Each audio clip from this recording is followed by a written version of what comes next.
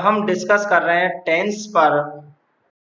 और टेंस पर मैंने एक वीडियो पहले अपलोड किया है जिसमें सभी प्रकार के टेंस और उनकी सब कैटेगरी यानी कौन कौन सी होती है उन सब पर डिस्कस किया है।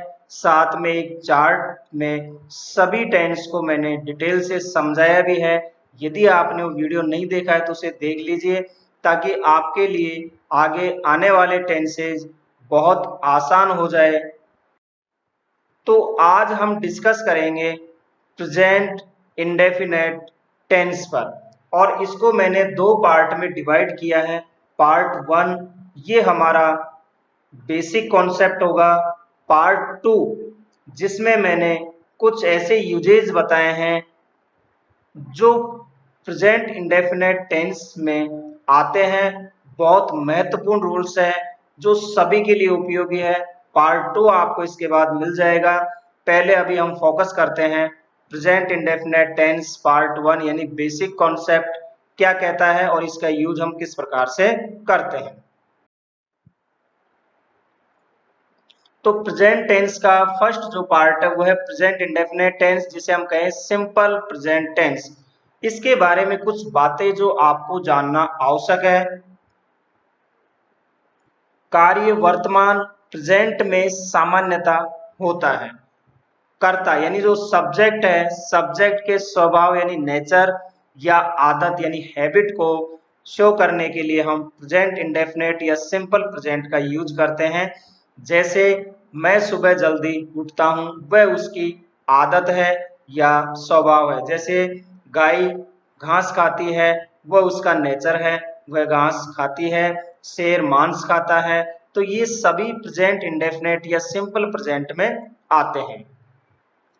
कुछ और बातें जो जैसे चिरंतन सत्य जिसे हम कहें यूनिवर्सल ट्रुथ, या कोई प्रिंसिपल यानी सिद्धांत हो, या कोई परमानेंट एक्टिविटी स्थायी कार्य हो, इनको शो करने के लिए भी हम सिंपल प्रेजेंट टेंस यानी प्रेजेंट इंडेफिनेट टेंस का यूज करते हैं। जैसे सूर्य पूर्व में उगता है, तो भैया यूनिवर्सल ट्रुथ है, सूर्य हमेशा पूर्व में ही उगता है। तो इस तरह के लिए हम प्रेजेंट इंडेफिनेट टेंस का यूज करते हैं।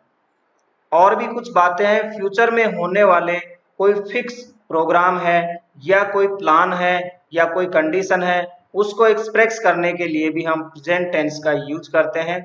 ये सामान्य बातें थी, लेकिन हम पार्ट 2 में और भी बहुत सारे यूजेस बताएंगे आपको। तो पहले हम इस पर फोकस करते हैं। अब आप सबसे पहले देखिए प्रेजेंट इंडेफिनेट टेंस की पहचान क्या है, कैसे आप उसको आइडेंटिफाई करोगे। यह एक बेसिक कॉन्सेप्ट है। जब क्रिया के अंत में, क्रिया यानी वर्ब के अंत में ता है, ती है, ते है, ता हूं, ती हूं ये आते हैं, तो समझ लीजिए कि हमारा प्रेजेंट टेंस है। तो ये एक सामान्य पहचान है। मैं फिर कह रहा हूं ये एक बेसिक कॉन्सेप्ट है। अब यहाँ पे आपको एक चीज और समझनी है कि हमारे पर्सन 3 होते हैं, फर्स्ट पर्सन, सेकंड पर्सन और थर्ड पर्सन। फर्स्ट पर्सन जो सिंगुलर होता है वो आई होता है, और फर्स्ट पर्सन प्लूरल जो होता है वो वी होता है। सेकंड पर्सन सिंगुलर और प्लूरल दोनों यू होते हैं। और थर्ड पर्सन सिंगुलर जैसे ही, सी, इट किसी लड़के का नाम या किसी लड़की का नाम हो सकता है, या कोई नाउन हो सकता है, प्रोनाउन हो सकता है। और प्लूरल जो थर्ड पर्सन होता है वो प्लूरल यानी बहुवचन एक से ज्यादा, जैसे दे या फिर कोई प्लूरल नाउन हो, इस तरह के जो है ये प्लूरल थर्ड पर्सन होते हैं। तो यहाँ पर अब हम, क्योंकि आपको ये समझना आवश्यक था कि हमारा सिंगुलर सब्जेक्ट कौन सा होता है, प्लूरल कौन सा होता है, फर्स्ट पर्सन कौन सा, सेकंड कौन सा और थर्ड कौन सा होता है। अब आप इसको समझिए। हम प्रेजेंट इंडेफिनेट टेंस में जो है हेल्पिंग वर्ब का यूज जो करते हैं वो डू और डज का प्रयोग करते हैं। यदि हमारा सब्जेक्ट सिंगुलर है, सिंगुलर यानी ये, थर्ड पर्सन सिंगुलर यानी एक वचन, एक व्यक्ति की बात हो रही हो, तो उसके साथ हम डज का यूज करेंगे। और यदि प्लूरल है यानी बहुवचन है तो फिर हम डू का यूज करेंगे। जैसे ये सभी प्लूरल है और यू के साथ ये सिंगुलर है तो भी हम डू का यूज करेंगे। आई सिंगुलर है लेकिन फिर भी इसके साथ भी डू का ही यूज होता है, ये आपको विशेष ध्यान रखना है। लेकिन एक और कंडीशन है, लेकिन अफर्मेटिव सेंटेंसेस क्या होते हैं अभी बताएंगे। मैं आपको डू डज का यूज नहीं करना, हेल्पिंग वर्ब के रूप में यहाँ पे डू और डज का यूज नहीं होता है। हेल्पिंग वर्ब के रूप में, मेन वर्ब के रूप में हो सकता है, लेकिन हेल्पिंग वर्ब के रूप में इनका यूज नहीं होता। अफर्मेटिव सेंटेंस में वर्ब की फर्स्ट फॉर्म का यूज होता है, वर्ब की फर्स्ट फॉर्म का यूज होता है, परंतु सब्जेक्ट यदि थर्ड पर्सन सिंगुलर हो, यानी ये वाले हो थर्ड पर्सन सिंगुलर, तो वर्ब में आप एस, ईएस या आईएस लगाओगे। अब किस वर्ब के साथ एस लगेगा, किसके साथ ईएस लगेगा, किसके साथ आईएस लगेगा, इसका मैंने वीडियो अपलोड किया हुआ है। यदि आपने नहीं देखा है तो देख लीजिए। इस वीडियो के नीचे आपको डिस्क्रिप्शन में भी इसका लिंक मिल जाएगा, तो वहां आप देख लीजिए, आपको समझ में आ जाएगा। चलिए आगे बढ़ते हैं। पहला, प्रेजेंट इंडेफिनिट टेंस में हमारा जो फर्स्ट सेंटेंस है अफर्मेटिव सेंटेंस। अफर्मेटिव सेंटेंस क्या होते हैं, इनको हम पॉजिटिव सेंटेंस भी कहते हैं, जिनमें नॉट नहीं होता है, वो अफर्मेटिव सेंटेंस या जिसको हम सिंपल सेंटेंस भी कह सकते हैं। आप देखोगे समझ जाओगे। इनमें यदि सब्जेक्ट हमारा ही है, सी है, इट है या किसी का नाम है एक व्यक्ति का, तो फिर हमारी स्ट्रक्चर क्या होगी। सबसे पहले आप लिखोगे सब्जेक्ट, उसके बाद वर्ब की फर्स्ट फॉर्म लिखोगे और उसके साथ फिर एस, ईएस या आईएस लगाओगे। इसके बाद यदि सेंटेंस में ऑब्जेक्ट दिया है तो वो लिख दोगे, और कोई अदर वर्ड दिया है तो वो लिख दोगे, नहीं दिया है तो कोई बात नहीं, जितना है उतना ही आप लिख दोगे। यहाँ पे देखिए, सबसे पहले मैं एक सेंटेंस लेता हूं, वह खेलता है। वह खेलता है, यहाँ लड़के की बात हो रही है और हम मेल के लिए ही का यूज करते हैं, फीमेल के लिए सी का यूज करते हैं वह के लिए, तो वह यानी हो जाएगा ही। काम क्या कर रहा है, खेलना, और खेलने को हम बोलते हैं प्ले। तो सब्जेक्ट हुआ हमारा ही हमारी स्ट्रक्चर के अनुसार। वर्ब क्या है यहाँ, खेलना, खेलने को लिख दिया हमने प्ले, लेकिन ये सब्जेक्ट हमारा थर्ड पर्सन सिंगुलर है, जो मैंने अभी थोड़ी देर पहले बताया था, एक वचन सब्जेक्ट है, इनमें से है, तो फिर हम वर्ब के साथ एस या ईएस लगाएंगे, तो प्ले के साथ हमेशा एस ही लगता है, तो ये हो गया ही प्लेज। कॉन्सेप्ट आपको समझ में आ गया होगा। नेक्स्ट है, वह गांव जाती है। वह गांव जाती है यानी किसी लड़के की बात हो रही है, किसी फीमेल की बात हो रही है, तो आप सी लगाओगे। सब्जेक्ट क्या है, सी, कौन, वह, यहाँ लिख दिया सी। अब काम क्या कर रही है, वह जाने का काम कर रही है, तो यहाँ पे जो है वर्ब हुई हमारी गो, लेकिन सब्जेक्ट सिंगुलर है तो एस या ईएस लगेगा, तो गो के साथ हमेशा ईएस लगता है, तो ये हो गया सी गोज कहाँ, गांव, टू विलेज। तो सी गोज टू विलेज। तो आपको इस तरह बनाना, पहले सब्जेक्ट फिर वर्ब की फर्स्ट फॉर्म, उसके साथ वर्ब के साथ क्या लगेगा, एस, ईएस या आईएस। मैंने फिर कहा, इसका अलग से वीडियो डाला हुआ है, आप उसको देख लें।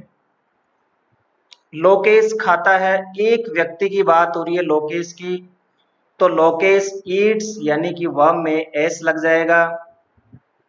कोमल नाचती है, एक लड़की की बात हो रही है, कोमल नाचती है, नाचने को हम बोलते हैं डांस, तो कोमल डांसेज, क्योंकि सिंगुलर है तो वर्ब में एस लगेगा, कोमल डांसेज। सूर्य पूर्व में उगता है, the sun rises in the east यानी सन हो गया, फिर इसके बाद राइजेज यानी वर्ब की फर्स्ट फॉर्म में एस या एस, तो यहाँ राइज के साथ एस लगा दिया, the sun rises in the east. Next, यदि हमारा सब्जेक्ट आई, वी, यू या दे में से हो, तब हमारी स्ट्रक्चर क्या होगी, सब्जेक्ट लिखेंगे, फिर वर्ब की फर्स्ट फॉर्म, इसके बाद ऑब्जेक्ट दिया हो तो लिखेंगे, अदर वर्ड दिया हो तो लिखेंगे, नहीं दिया है तो नहीं लिखेंगे। तो यहाँ पे सब्जेक्ट देखो, आप आई, वी, यू या दे हो, तो हम वर्ब की फर्स्ट फॉर्म यूज करेंगे, किसके साथ, अफर्मेटिव सेंटेंस में यहाँ एस या ईएस नहीं लगाना। केवल एस या ईएस किसके साथ लगाना है अफर्मेटिव सेंटेंस में? जब थर्ड पर्सन सिंगुलर सब्जेक्ट हो, एक वचन करता हो तब। यहाँ देखो, मैं दौड़ता हूं, मैं इंग्लिश में क्या बोलोगे? आई। दौड़ने को क्या बोलते हैं? रन। आप क्या लिखोगे? आई सब्जेक्ट, वर्ब की फर्स्ट फॉर्म यानी रन, आई रन। हम लोग पढ़ते हैं, हम लोग यानी हम या हम लोग बात एक ही है, इसको बोलते हैं वी। वी। पढ़ने को क्या बोलोगे? रीड, यानी फर्स्ट फॉर्म क्या होगी? Read, we read. तुम खेलते हो, तुमको क्या बोलते हो? You, you play. वे खेलते हैं, दे प्ले।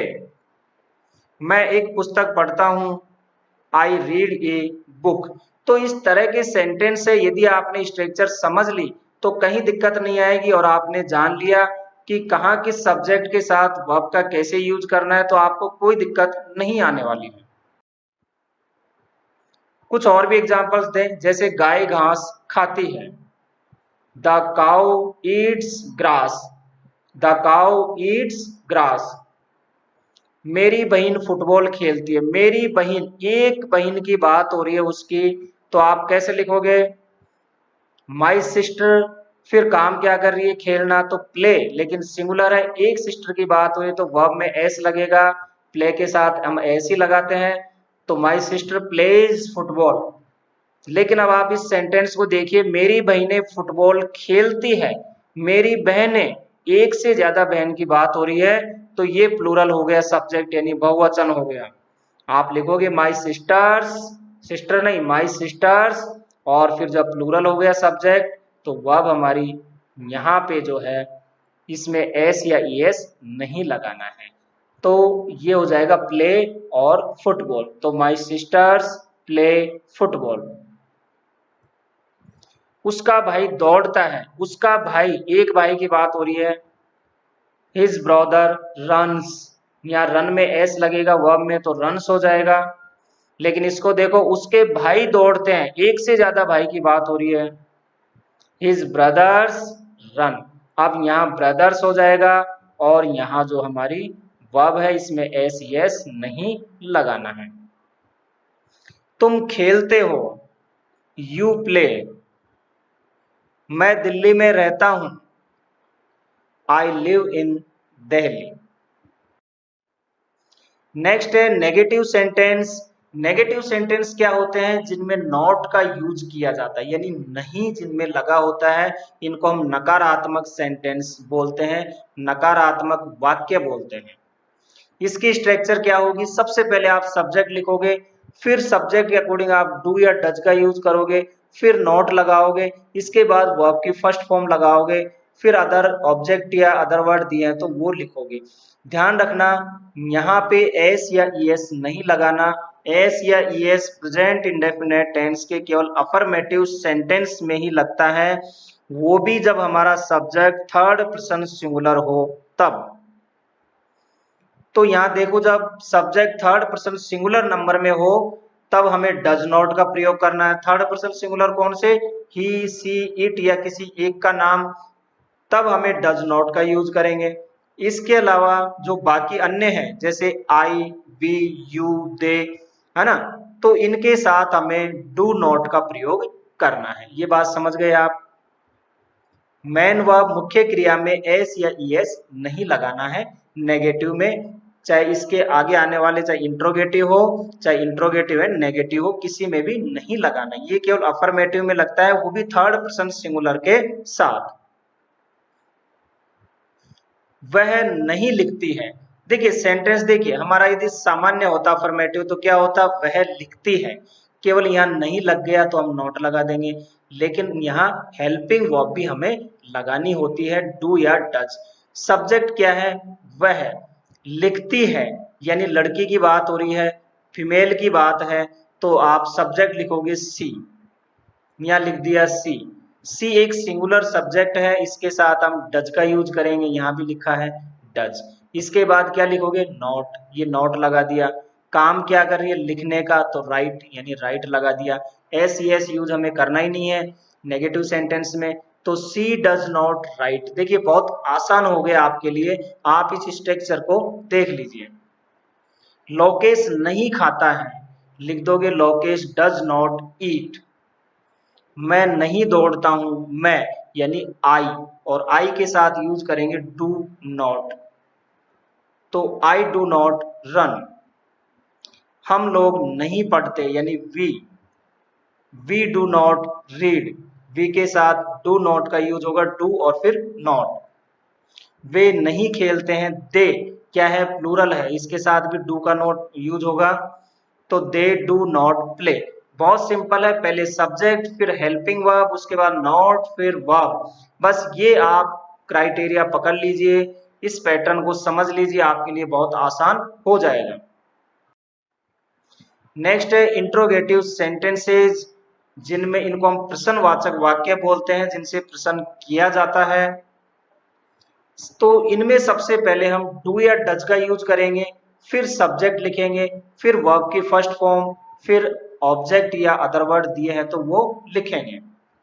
जैसे क्या वह लिखती है, अब यहाँ पे देखिए इंट्रोगेटिव है यानी प्रश्न किया जाएगा, कर दिया क्या वह लिखती है। यदि सामान्य होता तो क्या लिखते, वह लिखती है।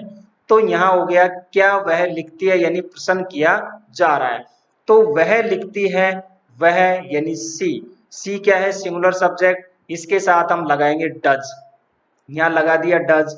फिर आप लिखोगे यहाँ सब्जेक्ट क्या है, सी, लिख दिया सी। फिर वर्ब की फर्स्ट फॉर्म, काम क्या करे, लिखना, राइट, लिख दिया डज सी राइट, क्या वह लिखती है।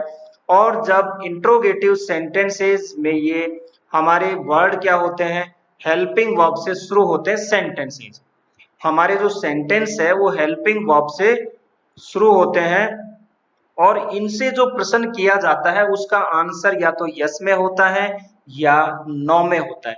जैसे क्या वह लिखती है, यदि लिखती है तो यस, नहीं लिखती है तो नो। क्या लोकेश खाता है, डज लोकेश ईट।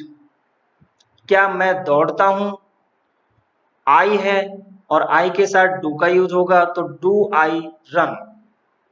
क्या हम लोग पढ़ते हैं, डू वी रीड, वी के साथ डू का यूज होता है। क्या वे खेलते हैं, डू दे प्ले। नेक्स्ट है इंट्रोगेटिव एंड नेगेटिव, इनमें क्या होता है, इंट्रोगेटिव यानी कि प्रश्न भी पूछा जा रहा है और नॉट भी लगा होता है, दोनों ही बातें होती हैं, तो क्या से शुरू होगा सेंटेंस और उसमें नहीं भी होगा। जैसे डू डज लिखेंगे सबसे पहले, फिर सब्जेक्ट और नहीं के लिए आप नॉट लगा दोगे, फिर वर्ब की फर्स्ट फॉर्म आएगी आपकी, इसके बाद ऑब्जेक्ट या अदर वर्ड। जैसे क्या वह नहीं लिखती है, अब यदि ये होता क्या वह लिखती है, जब तो ये इंट्रोगेटिव था, लेकिन क्या वह नहीं लिखती है, नहीं भी आ गया तो इंट्रोगेटिव एंड नेगेटिव हो गया। क्या से शुरू हुआ है, यस या नो में इनका भी आंसर होता है। क्या वह नहीं लिखती है, क्या वह नहीं लिखती है, तो अब आप देखो इसको बनाओ, कैसे बनाओगे, डज, इसके बाद डज क्यों लिखा, क्योंकि वह है, वह किसके लिए, लड़की के लिए यूज हो रहा है, तो सी के साथ डज का यूज करेंगे। फिर नॉट, जैसे ये हमारे पैटर्न में, फिर वर्ब की फर्स्ट फॉर्म। तो सबसे पहले हेल्पिंग वर्ब, फिर सब्जेक्ट, फिर नॉट, फिर वर्ब की फर्स्ट फॉर्म। क्या वह नहीं लिखती है, तो डज सी नॉट राइट। ऐसे और भी एग्जाम्पल है, क्या लोकेश नहीं खाता है, डज लोकेश नॉट ईट। क्या मैं नहीं दौड़ता हूं, डू आई नॉट रन। क्या हम लोग नहीं पढ़ते हैं, डू वी नॉट रीड। क्या वे नहीं खेलते हैं, do they not play. Next है WH फैमिली। WH फैमिली का पैटर्न क्या होता है, सबसे पहले आप WH वर्ड लिखोगे, फिर डू या डज यानी हेल्पिंग वर्ब, फिर सब्जेक्ट, और यदि नॉट है, नहीं दिया हुआ है सेंटेंस में, तो आप नॉट लगा दोगे, वर्ब की फर्स्ट फॉर्म, इसके बाद आगे का। एज इट इज है WH फैमिली भी जो हमारी इंट्रोगेटिव सेंटेंस ही होते हैं, लेकिन जो हमारा इंट्रोगेटिव सेंटेंस होता है सामान्य, वो हेल्पिंग वर्ब से शुरू होता है, जबकि WH फैमिली का जो इंट्रोगेटिव होता है वो WH वर्ड से शुरू होता है। वो कौन कौन से होते हैं वो भी देखो, जैसे वाई क्यों, व्हेन कब, हाउ कैसे, वेयर कहाँ, व्हाट क्या, विच कौन सा, हुज किसका, कौन, हुम किसको। ये वो शब्द हैं जो डब्ल्यूएच फैमिली के होते हैं। यदि ये शब्द दिए हुए हैं सेंटेंस में तो फिर हमें पहले इनका यूज करना है, उसके बाद हेल्पिंग वर्ब का यूज करना है। बात समझ में आ गई? चलिए एग्जाम्पल लो। आप कहाँ रहते हैं? देखिए, आप देखिए इसमें आप कहाँ रहते हैं, प्रश्न किया जा रहा है। कहाँ के लिए आप यूज क्या करोगे? वेयर, यानी लिख दोगे सबसे पहले डब्ल्यूएच वर्ड, ये लिख दिया वेयर। इसके बाद हेल्पिंग वर्ब क्या है? आप, आपको अब यू बोलते हो, यू के साथ हम डू का यूज करते हैं, तो वेयर डू। सब्जेक्ट हमारा हो गया यू, वर्ब क्या है? रहना, लिख दिया live, where do you live. देखिए बहुत आसान हो गया है डब्ल्यूएच फैमिली का। तुम कब दौड़ते हो? कब यानी व्हेन, ये रहा, तो व्हेन डू यू रन। वह क्यों जाता है? यानी वाई, वाई कहाँ है? ये रहा, वाई मीन्स क्यों, तो वाई डज ही गो, या ही है सिंगुलर है तो डज का यूज होगा। वह क्या लिखती है? What does she right. उसके दोस्त कैसे नहीं हंसते हैं, ये नेगेटिव भी आ गया यहाँ पे, तो आप बनाओगे how do his friends not laugh. His friends है, प्लूरल है, बहुवचन है, तो डू का यूज करोगे और फिर नॉट लगा दोगे, तो उसके दोस्त कैसे नहीं हंसते हैं। ये सभी प्रकार के सेंटेंस है जिनमें मैंने आपको समझाया है, और भी आगे बताऊंगा थोड़ा सा, थोड़ी देर और आप देखते रहिए इसको ध्यान से, ताकि आपका एक कॉन्सेप्ट बिल्कुल क्लियर हो जाए, कोई डाउट नहीं रहे। बच्चे क्यों नहीं खेलते हैं? नेगेटिव है, why do children not play. बच्चे हैं यानी चिल्ड्रन, इसके साथ डू का यूज होता है। चाइल्ड यानी एक बच्चा होता है, चिल्ड्रन यानी एक से ज्यादा बच्चे, चाइल्ड का ये प्लूरल है।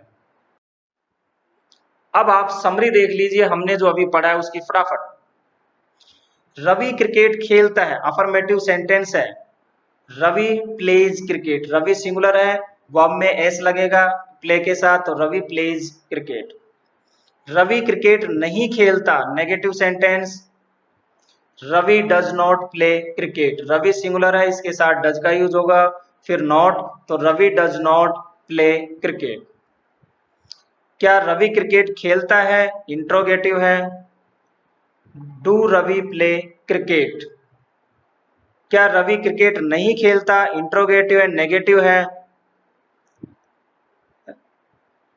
क्या रवि क्रिकेट खेलता है? इससे पहले हमने does Ravi play cricket, Ravi के साथ डज का यूज होगा, इस पे थोड़ा ध्यान दीजिए।